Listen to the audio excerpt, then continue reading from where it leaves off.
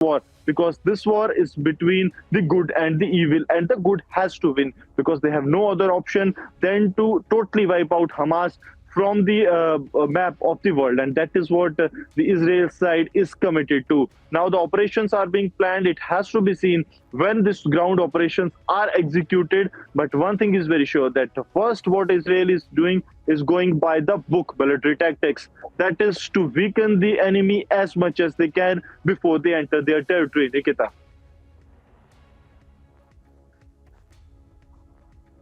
Could you please tell me, as you just said, that what Israel's whole plan is to wipe off Hamas, to wipe off the whole terror group over there, which led that unprecedented attack on the 7th of October on Israel and the unsuspecting civilians. On the other side, the world leaders are also asking for some relief and for some peace, so that the civilians who have been hurt and injured and lost their lives should get some relief. And also, Egypt briefly opened its border, and the first convoy carrying the relief resources has also reached Gaza. So what are the arrangements for the relief work to be received by the people who are affected by this now 16-day-long Israel-Hamas war? And also, are there security measures implemented in the place to ensure safe delivery of the resources? See, we have to go to the background of what has happened. See, when the war broke out between the Hamas terrorists and the Israel side, what the Israel has done on the very first, that when the supplies, the exchange of supplies was taking place from the Rafah crossing from the Israel side to the Gaza Strip, Israel blocked that by carrying out a missile attack on the Rafah border. Due to which, what has happened is we have seen how the situation emerged between the Israel and the Egypt side. But now, after the America came into being, and it was assured to the Israel side that the support will also only be limited to the humanitarian ground, not any assistance to the Hamas terror group.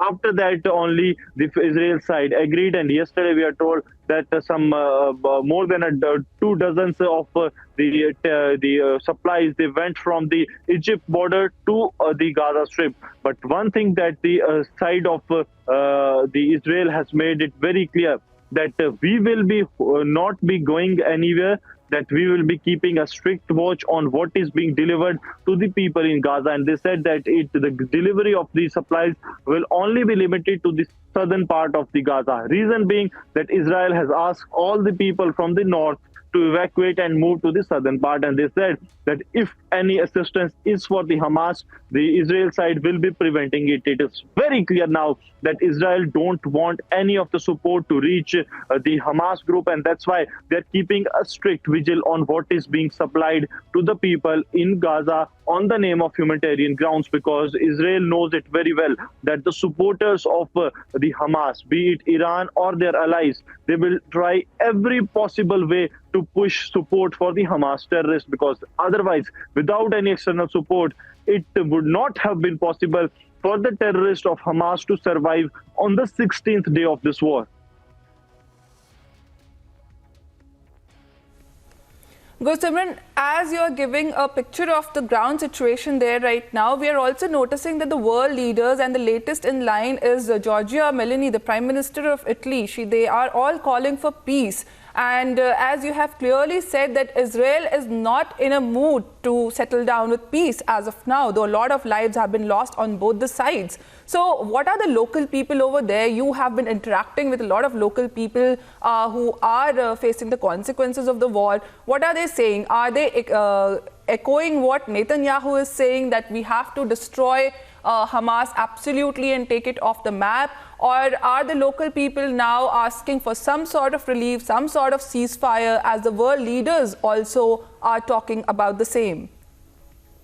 See, one thing is very clear, that we have to understand that it is not people, they are echoing what Netanyahu is saying, but what Netanyahu is saying is the demand of the locals. That is, the people of the Israel want a complete solution to this menace of terror by the Hamas group. The people say that this time we have to wipe out the Hamas terror group completely, because the people of Israel, they have lost their near and dear ones. They have lost more than 1,300 persons. See, it is one of the deadliest attack, and this was not restricted to something that has happened. They say that this is an attack on their identity, the attack on the identity of Jews that they want to avenge, and they have made it amply clear that any attempt by the terrorism or the terrorists of Hamas to repeat this can lead to the larger destruction.